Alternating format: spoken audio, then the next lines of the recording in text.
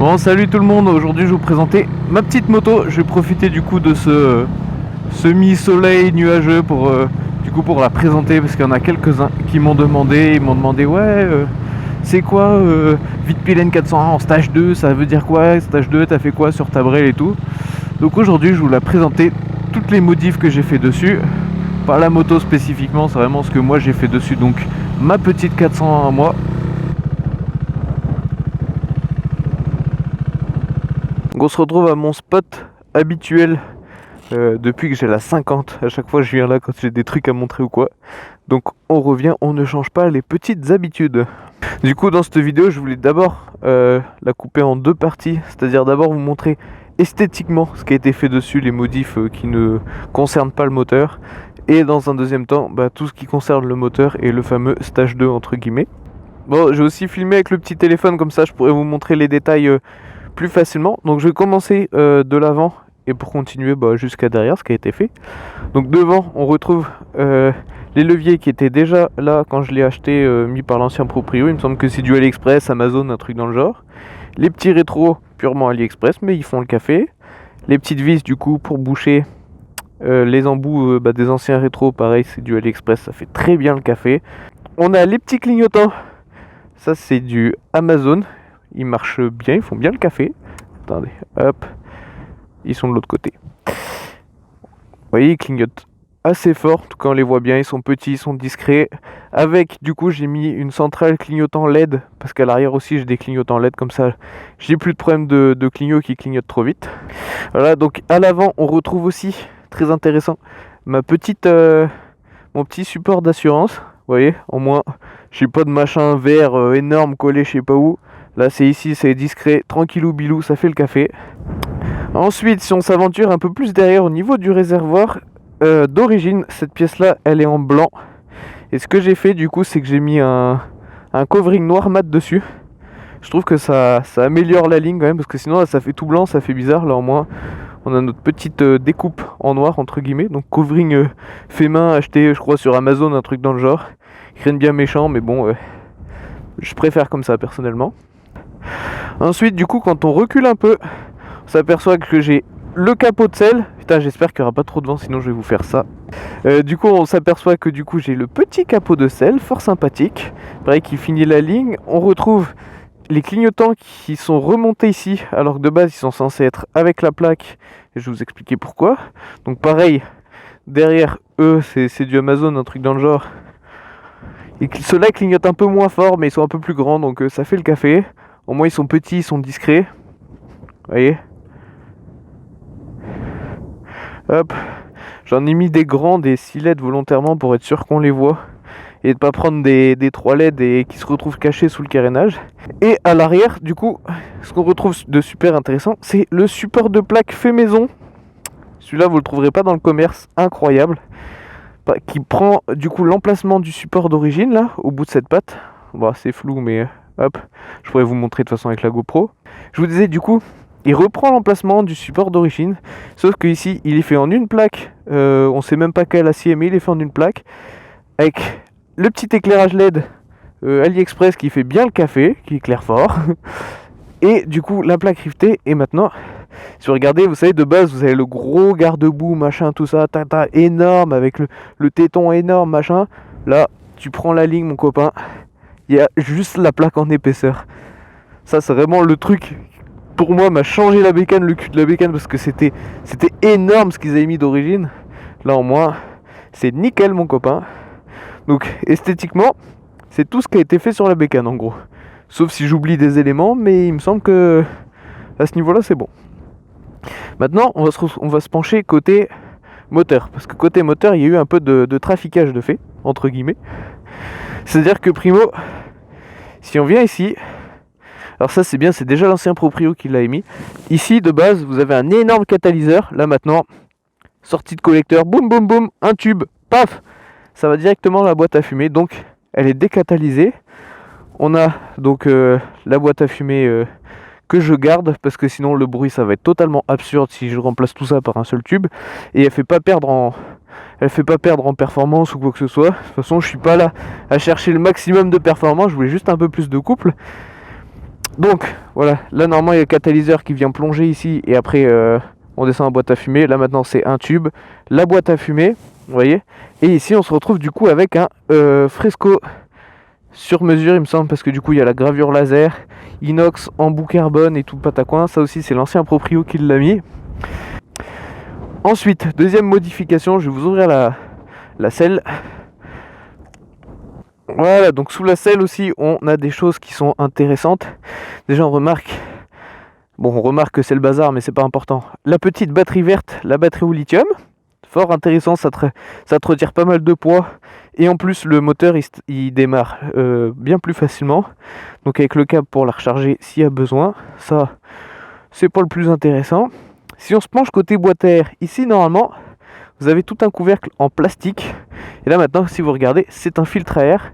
Et le filtre à air à l'intérieur en papier a été remplacé par un filtre comme ici, coton. Donc ce qu'il y a de bien déjà, c'est que vous n'avez pas à racheter des filtres patati patata, parce que ceux-là ils sont garantis à vie. Et surtout, il y a plus d'air qui rentre. Donc qui dit plus d'air dit le moteur, c'est un peu plus intéressant. Aussi, si on se penche un peu à droite, on voit ici, mais qu'est-ce que ça? Et c'est un ECU de chez Rapid Bike, donc avec tous les branchements. Il a fallu démonter la bécane, retirer le réservoir et tout, mais c'est la pièce primaire entre guillemets sur tout le reste, parce que ce boîtier, qu'est-ce qu'il fait? Il se branche sur notre sonde lambda, sur notre injection, sonde de température, sonde de toutes les sondes possibles et inimaginables, l'injection, le CDI, donc l'allumage, etc. Et qu'est-ce qu'il va faire ce petit boîtier? Et ce boîtier, il va te permettre d'avoir une cartographie sur mesure, ce que tu ne peux pas faire dans le CU d'origine de cette bécane, parce qu'il est bloqué, contrairement par exemple à la 7690 et 700 qui sont débloqués, donc on peut mettre direct une carto dedans. Donc lui, il va te permettre de faire une carto. Et son gros avantage surtout, c'est que comme il se branche sur la sonde lambda, il va être capable, avec les valeurs que tu lui as données, de corriger la carto, de faire des ajustements pour que ça s'adapte à ta petite boîte à air, à ton échappement, à si vers chez toi il fait tout le temps super froid, tout le temps super chaud, si tu ouvres les gaz comme intérêt, il va s'adapter à tout ça. Et du coup, on se retrouve avec une bécane fort intéressant pour un 400 qui a quand même pas mal de couple, qui est bien rempli, qui tire bien quand même, il se défend bien. Je ne saurais pas vous dire combien de poneys ça a, mais ce que je sais c'est que j'avais reroulé la bécane full origine, juste décatalysé mes filtres à air d'origine, silencieux d'origine et tout. Je peux vous dire que c'est pas la même. Hein. Et donc sur ce petit boîtier, j'ai eu quand même quelques petites aventures entre guillemets. Pas des problèmes liés au boîtier, des problèmes liés à l'utilisation. Sauf que depuis, j'ai branché sur le PC, j'ai fait mes ajustements. Et c'est pour ça que je roule avec la chicane, justement, parce que pour l'instant, je suis encore en train d'être dans la phase où je peaufine la carto. C'est-à-dire que du coup, avec la sonde lambda, il fait son petit travail. Donc dans ce boîtier, de base, quand tu le reçois, là c'est le Rapid Bike Evo exclusive, du coup pour la KTM 390 de 2017, étant donné que c'est exactement les mêmes moteurs. Pareil, c'est valable aussi sur la 125, tout ce qui est filtre à air, silencieux, décatalysé, etc. Juste sur la 125, l'impact est un peu moindre, même si tu vas gratter. Et du coup, je disais, ce petit boîtier, le problème c'est qu'à un moment, donc je roulais sans chicane. Et qu'est pas ça quand on n'a pas de chicane et qu'on a une sortie d'échappement énorme, mon copain, et que c'est un mono? Et en fait, parce que du coup je les ai contactés parce que ça faisait n'importe quoi. En fait, il y a de l'air frais, de ce qu'ils m'ont dit. Il y a de l'air frais oxygéné qui arrive à remonter dans la ligne. À cause ça fait des allers-retours en gros comme ça. Alors que la chicane va maintenir de la pression. Et cette pression, elle va permettre que l'air ne re-rentre pas. Alors que là, l'air, il faisait... Du coup, la sonde lambda, elle fait, mais frérot, pourquoi j'ai 100% d'oxygène alors que je suis censé avoir du mélange cramé? Le boîtier il fait t'inquiète, je vais enrichir. Donc lui il enrichit à balle et après je te raconte pas, la bécane elle tournait comme une patate. Quand je lâchais les gaz, des pétarades à plus savoir quoi en faire, mais vraiment des pétarades, des bonnes grosses explosions. Je remets la chicane, je roule un peu, boum boum, il recorrige parce qu'il se rend compte qu'en fait c'est bon. Et voilà, donc ce que je fais pour l'instant c'est que je développe ma carto avec chicane. Après je vais bloquer cette carto pour que lui il puisse plus faire de correction et que j'ai plus de problème. Et du coup après j'aurai cette carto avec ou sans chicane. Voilà, la chicane après ce sera juste pour le bruit et pas pour la perf. Et donc voilà, pour les curieux, le stage 2 du coup c'est décata, silencieux, boîte à air complète, filtre intérieur et capot de boîte à air en DNA. Et le boîtier, alors donc il y a soit le Rapid Bike qui est intéressant parce qu'il va être capable de te faire une carte tout seul, à condition de faire des réglages, je pourrais vous en parler si vous êtes intéressé. Des petits réglages que j'ai fait, etc. De toute façon pour l'instant c'est encore expérimental, même si j'arrive largement à la fin de la carto. Et sinon on a le Power Commander 5 ou 6. Le 6, je sais pas si sur le modèle 2018 ils font, mais il y a le Power Commander. Sauf que le problème, c'est que le Power Commander ne prend pas en compte la lambda. Donc si tu veux une carto sur mesure avec tout ça, tu es obligé de passer chez un professionnel de la reprog qui te la passe sur Bamba. Lui, il va te tirer encore 300, 400 euros, j'en sais rien, mais je sais que c'est un beau billet. Il va te tirer ça et puis il va te dire bon bah c'est bon, t'as ta carto, mais il va arrêter tout ça. Il te désactive la lambda quoi qu'il arrive. Alors que là, il y aura toujours un correctif de fait. C'est pour ça que moi j'ai opté sur cette solution. Comme ça, c'est moi qui gère avec mon logiciel.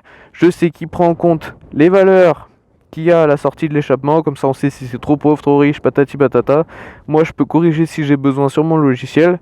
Et comme ça, c'est nickel. Donc, ce que j'ai oublié de préciser aussi, c'est que en dernière modification, alors qu'il ne change pas les performances ou quoi que ce soit, mais tu gagnes en poids et tu gagnes en fiabilité, c'est que normalement, si on tourne sous ce carénage là, bon, je sais pas si on verra, mais ici normalement il y a une grosse boîte avec un tuyau qui descend ici, patati patata. On a un tuyau qui vient du réservoir, ça fait tout un aller-retour et ça remonte dans cette valve. Et en fait ça c'est ce qui va te servir à récupérer le trop plein d'essence, les vapeurs d'essence, à filtrer les vapeurs d'essence et à te les faire bouffer à nouveau par le moteur. Ce qui est pas super, donc moi ce que j'ai fait, parce que j'ai pas envie que mon moteur bouffe des vapeurs d'essence et que ça me foute en vrille les cartos, les machins, les trucs et tout, j'ai bouché là, j'ai retiré tout le système et maintenant quand il y a un trop plein, ça pisse directement comme sur les 50, les 125, les crosses, tout ça, ça pisse directement au sol, comme ça je suis pas emmerdé et voilà, donc ça fait partie des motifs. Ça change rien pour le moteur il va pas te trouver d'erreur ou quoi que ce soit, c'est juste bah t'as ça et éventuellement il y en a même qui font un boîtier que tu peux brancher et tu peux tout retirer à condition d'avoir un petit bout de tuyau bouché au niveau de l'admission. Voilà tout. Donc pour moi c'était tout sur la présentation du coup des modifications que j'ai fait sur ma cocotte. Un détail près, oui bon là aussi je l'ai passé en noir parce que je préférais ça continuer la ligne, mais ça c'est des petits détails. Vous, je pense qu'il va le plus vous intéresser, c'est ce que j'ai fait au niveau du moteur, donc boîte à air, échappement, cartographie. Sachant que la carto, selon les modèles de boîtier et tout que vous prenez, vous pouvez avoir une carto qui va jouer sur l'allumage, si vraiment vous cherchez à avoir de la patate, et tu peux t'amuser à la passer à l'éthanol, avec une avance à l'allumage un peu plus agressive, la carto qui va bien chez un préparateur et là tu vas vraiment gagner. Moi ce que je voulais surtout c'était fiabiliser la Brel avec les modifs que j'ai fait, que ce soit ma boîte à air, mon échappement, etc. Parce que finalement quand je vois les données que le boîtier il injecte avec la sonde lambda, on se rend bien compte que la moto est vachement appauvrie et c'est vrai que maintenant elle tourne comme une horloge. Que ce soit pour démarrer, elle démarre tranquillement, que ce soit quand je mets les gaz, elle part bien, elle est bien plus coupleuse que d'origine. Je vais commencer à la faire chauffer parce que je vais repartir. Donc la bécane est bien plus coupleuse que d'origine. Elle tire plus fort, elle avance mieux quoi la cocotte. Et surtout, par exemple t'es sur l'autoroute à 130. Avant j'étais facilement mi-gaz pour avancer. Là t'es en filet de gaz mon copain parce que du coup elle a aussi beaucoup de couple en bas régime, etc. Ouh, dès que t'ouvres, tu doubles facilement.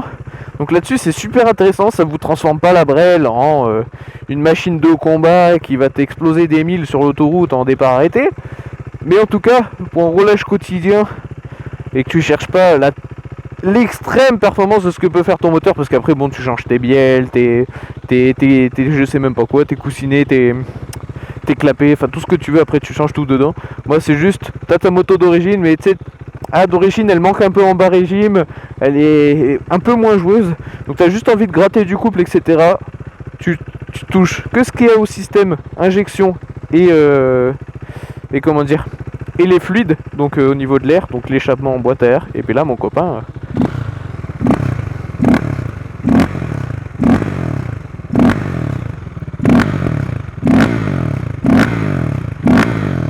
c'est vrai qu'elle claque bien aussi avec la chicane hein.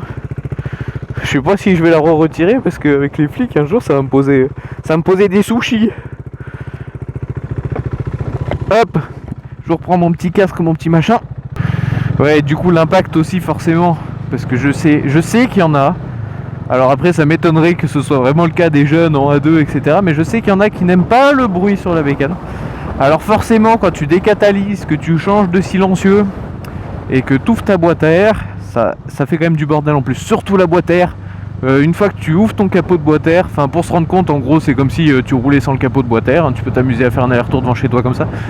Autant quand tu roules en filet de gaz et tout ça va, donc quand t'es à 80 tout ça ça va. Par contre dès que tu ouvres, comment que ça te gueule aux oreilles mon copain. Comment dire, ça fait un bruit un peu de... Moi ça me rappelait la Monster que ma mère elle avait. Et ça fait un peu ce bruit où tu sais t'as vraiment la tête dans la boîte à air et ça gueule quoi, ça fait c'est un rugissement. Et c'est vrai que ce bruit est assez fort, c'est-à-dire que quand j'ai la chicane, quand j'ouvre les gaz en grand, j'entends pas du tout l'échappement, j'entends que la boîte à air. C'est aussi pour ça que je roulais sans chicane, pour entendre un peu l'échappement. Du coup c'est vrai que ce qui est super intéressant c'est que tu vois là je roule 3000 tours minute mon copain, filet de gaz, regarde, je suis à 50 km/h en 5ème, nickel. Hop là, regarde, tu peux tout le temps la rouler tranquillement. C'est que t'as pas que des perfs, comment dire, quand tu ouvres en grand. Maintenant c'est bien ça, maintenant je fais aussi des démarrages en 3ème, parce que des fois je me foire un peu et ça passe tranquillou bilou.